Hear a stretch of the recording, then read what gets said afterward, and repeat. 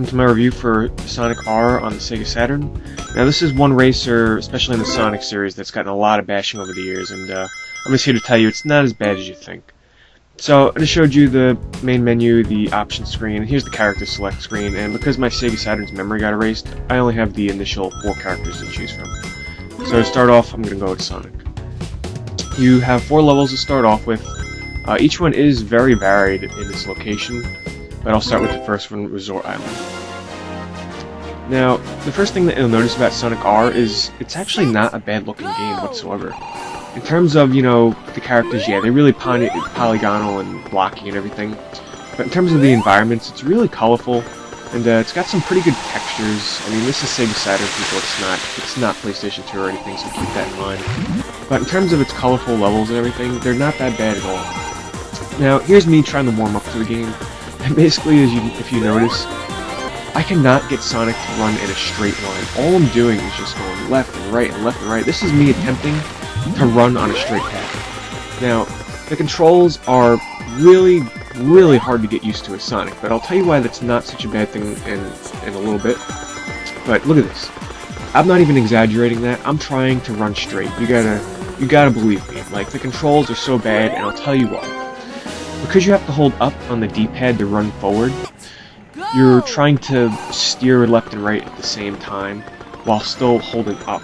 So it totally screws you up because it's like you're pressing up, but at the same time you're kind of steering to the left and the right, so it's really hard to go straight. The game would have benefited greatly from having an acceleration button like a normal racing game, and then just letting you steer, and try and drift around the corners, but due to the fact that you have to use the D-pad exclusively to do all of your acceleration, deceleration, and steering at the same time, it really hampers it.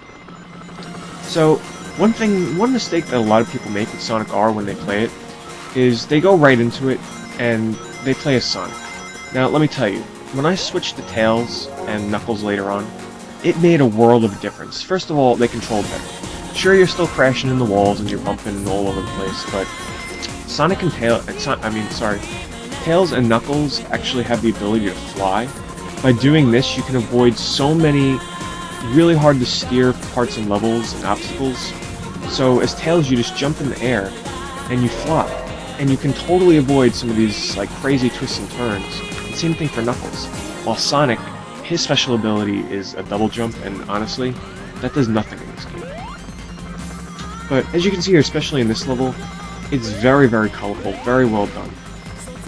There is, there's pop-up in the game when you're running around. It's not that bad though. You can still see what's coming up, like way before you get to it. But there is pop-up. What I want to mention next is the music in this game. Now, a lot of you probably expect me to bash on that and call it like the worst video game soundtrack in the game ever. But I'm here to tell you it's really not that bad. I mean, maybe it's just me, but I mean, yeah, the vocals and the singing is really, really cheesy.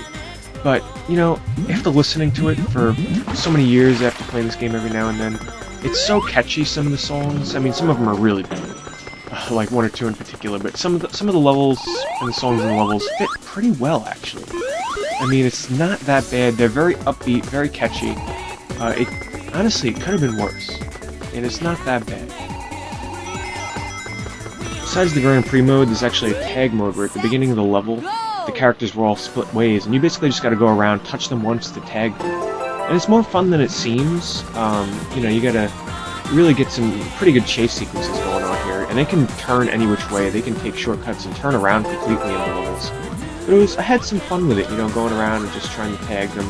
It got annoying sometimes because of the wonky controls, but it was more fun than I thought. The next mode is Blue Balloons mode, where you're basically in an empty level, no one racing against, and you gotta find these blue balloons that are kind of hidden throughout the level. If you find one, the next one appears in the next kind of little hidden location. As you would think, yes, it's boring, not a lot of fun at all.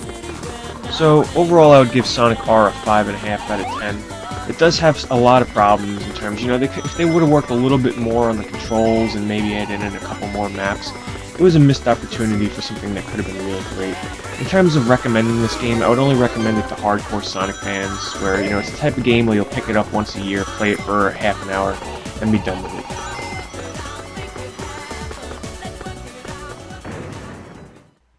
Okay, sit back, Get comfortable and let's watch that one more time.